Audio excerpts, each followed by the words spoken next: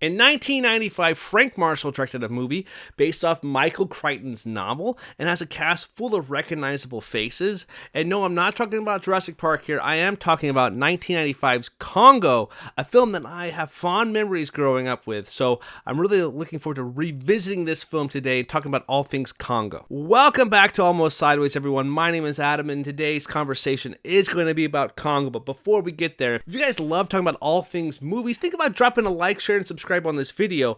We are so close to 4,400 subscribers, and we would love you to be a part of our film talking journey and join the conversation in the comments section. It's always going to be a fun time down there. This movie did come out in 1995, and while I never watched it on the big screen, and I don't think I watched it till a couple years later, probably like 97, 98 time, because that's when I was kind of diving into the realm of like Starship Troopers, so this would probably fit perfectly in that kind of era. And I think I watched it probably from like a Hollywood Video or a Blockbuster, possibly the library. I'm not exactly sure when my first time was or how I was able to watch it, but I remember watching this movie as a kid and I really kind of enjoying it. And I kind of had to watch it on repeat after we had first checked it out.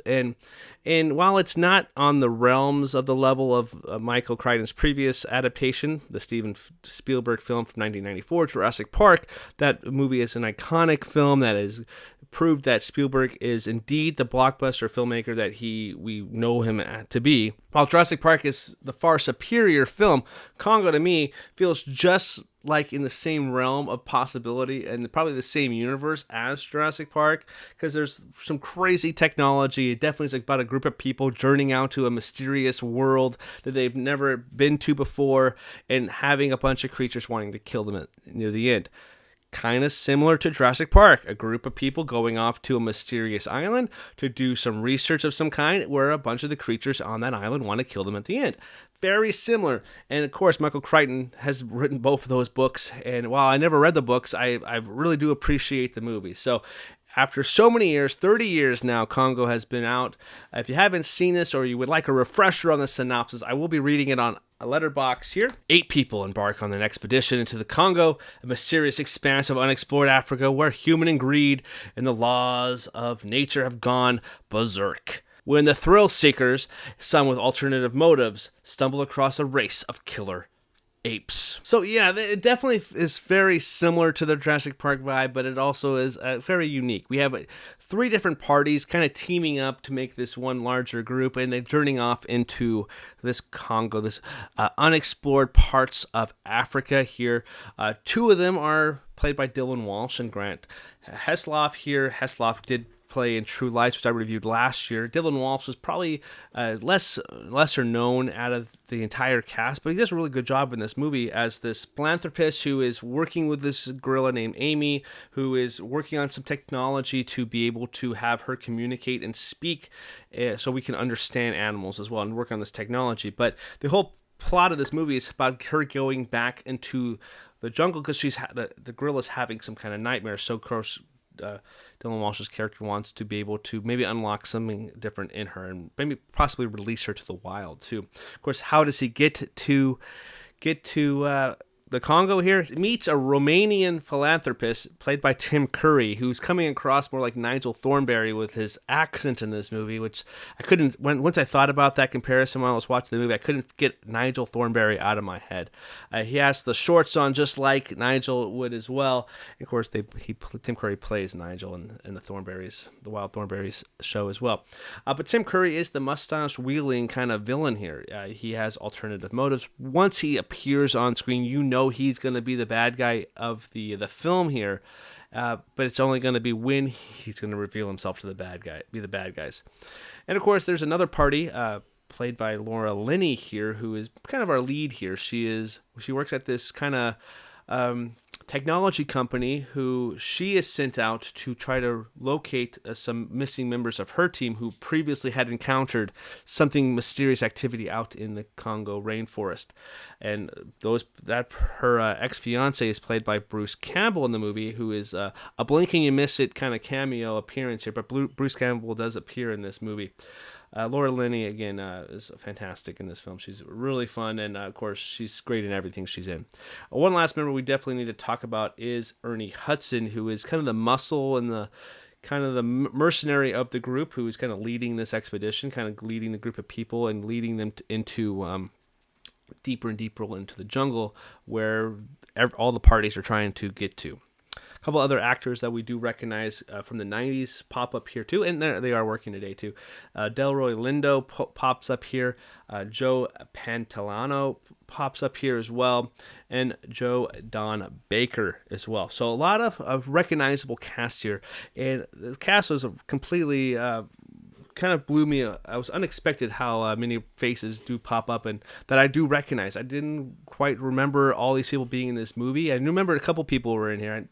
For sure, Tim Curry is kind of unforgettable in the movie. So seeing kind of an A-list cast, a really cool 90s cast in there, brought me kind of a smile on my face. I think some of the things that works well after so many years since it first came out was the special effects on the gorilla here. Obviously, growing up, I thought it was an actual gorilla here who play. They work on very similar animatronics that they used on Jurassic Park to create the facial movements of the gorilla here, and there's also a person in the suit kind of walking around the set as her as well. So it's very lifelike looking and actually looks pretty well done after so many years. And usually things after the age, you kind of like, oh, that's glaringly bad. But surprisingly, the special effects here, the practical effects rather, are really well done here with these gorillas. Even the killer gorillas too were done pretty well, even though they look pretty crazy out there and beat up. I haven't seen this movie in a long time, so a lot of the plot has kind of gone away from in my memory, but I vividly remember certain scenes and aspects of the movie that just couldn't get out of my head. There's a sequence where they're floating along this river in Africa, and they get attacked by hippopotamuses. I remember that scene. I thought it lasted a lot longer than it actually did, but I remember that. I remember Tim Curry. I remember that this sequences at the airport where this country, there's a governmental takeover in the Congo. They've had 4 governments in 3 years. It's crazy. So I remember sequences where they kind of encounter another silverback gorilla and kind of the comedic timings that Ernie Hudson was able to do in those moments.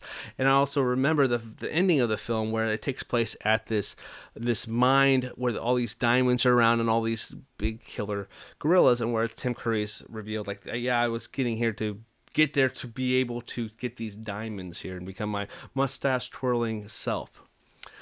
So those things do play in my head quite when I was watching. I was like, I remember these pretty much beat for beat, which is kind of fast because like I said, I haven't seen this since I was like 13 years old. One of the more funny and comedic elements of the movie is that Laura Linney's company, her boss, played by Joe Don Baker, who is the father of Bruce Campbell's character, he has no interest and doesn't care if his son had died, but he just really wants the diamonds as well, in a very maniacal kind of 90s villain type of way, kind of very ominous to like how crazy Tim Curry is in this movie. He is just as over the top as Tim Curry.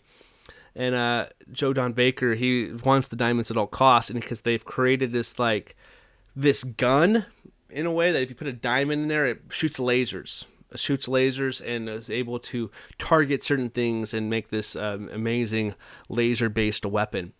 And the big reveal at the very end is like Joe Don wants these diamonds so much. Laura Linney uses the diamond gun against them and shoots a satellite out in space with it, because that's her company has controls that. So her turning against the establishment. It's so 90s, where it's like that plot line doesn't even need to be in this movie, but it is a complete 90s, like it feels like a trope there. It becomes super cheesy near the end, especially when they introduce a lot of the one-liners and some crazy characters like the Joe Pantoliano's character. Delroy Lindo's kind of over the top in here too. Ernie Hudson has a lot of the funnier lines in this movie, where if I feel like Arnold Schwarzenegger could have done that character, but they didn't have the budget to make it Arnold, so Ernie Hudson's the guy, and he does a really good job here. And I enjoyed Ernie Hudson quite a bit in this movie, a lot more than I remembered him being in this film. Some of the things I was kind of thrown off by was that I thought that they were going to spend a lot more time exploring this temple, where it was going to be kind of more like The Mummy, which came out in '99. I thought I was going to spend a lot more time in the temple exploring that than they actually did in the movie. They didn't get to the tunnel, the bank mine or tomb or whatever, this temple, until like 30 minutes left in the film, and that's with the credits I'm counting. So I didn't remember them not being there as long, but it kind of goes by really fast. Again, this movie is only 109 minutes, so it's a pretty quick film, and the whole time we're just kind of get there. And there's a lot of funny 90s like adventure tropes in here, which makes it fun, but it is kind of unbelievable at times. Where Jurassic Park felt like very believable, even though you couldn't necessarily believe that maybe they brought dinosaurs back, but in some world, that world feels real and feels thought of, and obviously spend a lot of time making that movie. They probably spend a lot of time making this one, but this one feels a little more over the top. One of my favorite niche horror genres is killer animals, so shark movies are right up there. I kind of watch any shark movie that comes out, even if it's bad. And so Congo kind of falls in this niche where there is killer creatures here. We don't get a whole lot of crazy over the top kills until like the very end of the movie, but those creatures don't even really become prominent until about near the end of the movie either. So it's an interesting film. It's an interesting time. It maybe doesn't hold up nearly as great as I thought it did as a kid, but it's one that I will probably pop back in if I want some like 90s popcorn fun, B-level fun. Congo, it would be up there. So while not a great film by any means, it definitely packs that 90s nostalgia vibe where like this movie would definitely be a heavy CGI nightmare. It would be kind of over the top and probably not even done really well. Obviously, we've seen a lot more Jurassic Park movies than we're ever seeing a Congo or a Congo reboot. But we got a lot of gorilla movies in the 90s, and this is the kind of the start of the gorilla craze, because obviously you got Buddy, followed in like 97, you had Mighty Joe Young up there, you had probably another King Kong around the corner as well. So Congo is a fun gorilla movie that might not hold up as well as maybe other ones, but it is definitely kind of those 90s like actiony, over the top vibes that kind of fits my wheelhouse. I'm not saying it's a positive rating or anything. It's like a 2.5 out of 4. It's still a solid recommendation if you haven't seen it, because it's really fun. But I'm really glad I rewatched this movie. It's kind of really fun to think about just how crazy and over the top nature laser gun, a diamond laser gun is, gorillas that can actually speak and you can actually hear, "Oh, good mother, ugly gorilla, ugly ape." And I was like, this is only a plot in the 90s here. You got a Wild Thornberrys wannabe like Tim Curry live action performance there. I can see the Thornberrys probably doing a journey to this mine and trying to find these diamonds. I think I can kind of see that actually. I kind of would like to see that out, honestly. And it's kind of interesting to see like where Dylan Walsh's directory and his film career went, because he hadn't really done a whole lot that I recognize him in. I think We Were Soldiers was probably one of the bigger ones that he'd been in. The Stepfather remake, which I remember seeing that one, that came out in like the late 2000s. The Lake House with Keanu Reeves and Sandra Bullock's another big one, but really hadn't really done any like big blockbuster movies. Congo and We Were Soldiers probably the biggest ones that he's done, but he's done a little bit parts here and there, where the other actors kind of maybe took off a little more and are more recognizable to this day. But Dylan Walsh did a really good job. I think that's where you could have been something type of thing from this movie. This movie maybe got a better reception. Who knows? But it's fun to think about Congo and go back and revisit the over-the-top nature and killer gorillas. That's kind of a fun thing. How did those gorillas become so zombified? I guess that's another good question there.